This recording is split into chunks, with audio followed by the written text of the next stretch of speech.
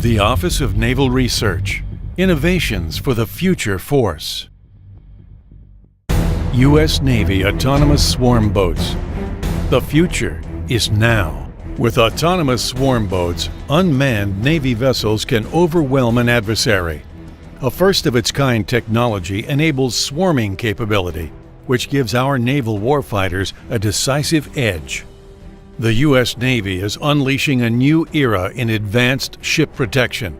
A swarm of autonomous boats that will automate ship self-defense and be able to deter, damage, or destroy an enemy threat, giving added protection to sailors and Marines in harm's way. When we look at autonomous swarm, we're not talking about a single vessel, we're talking about multiple vessels that can be in a defensive posture, and then when called upon, then can become offensive, surround an adversary, let them know that you are coming no closer to our ship. But of course, if an adversary threat decides to come closer, we can give them another warning, or potentially we can say, you've come too close, we're now going to destroy your vessel. Autonomous swarming is made possible through outfitting a boat with a sensor and accompanying software kit called Caracas. This advanced software was developed by NASA for the Mars rover and adapted through ONR support for autonomous swarming. What we have on board these boats is software and equipment that allows the boats to operate autonomously, which means they can sense the environment being other ships, perhaps the enemy, that's the objective, and then they can react to the environment. ONR's current demo on the James River was made possible through discoveries in artificial intelligence, machine perception, and distributed data fusion. Now, any boat can be fitted with a kit that allows it to operate autonomously and together swarm on any threat.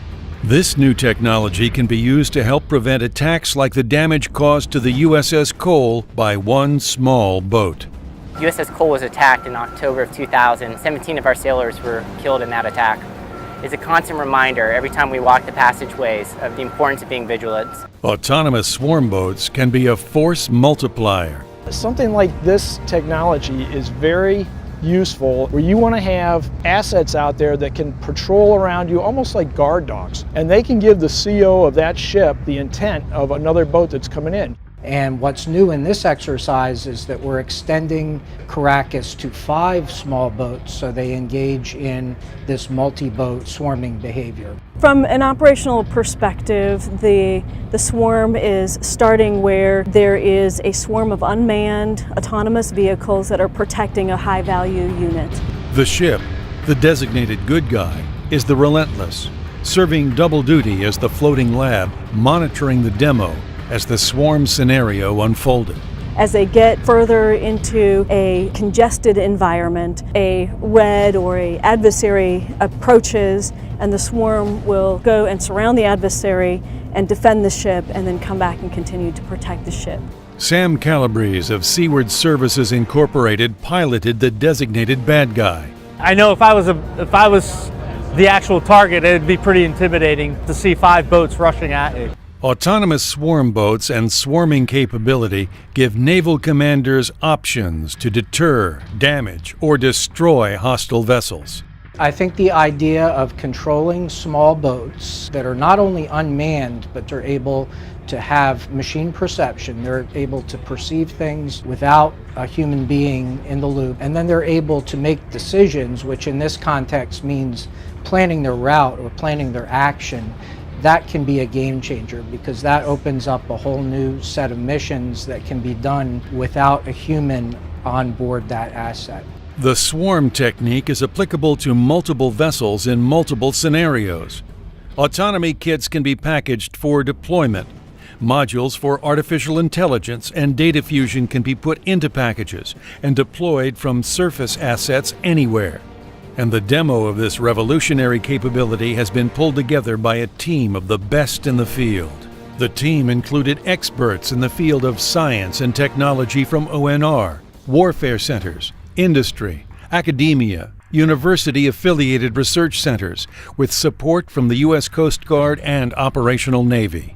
When we're going to protect our country and look at the security of our country, and when we're going to operate these new innovative kind of systems. It's truly a team effort. Autonomous swarming extends the defensive and offensive reach of the U.S. Navy. I think it's really the persistence. We can have these machines out there 24/7 patrolling against adversary intrusions into an area where they're not supposed to be.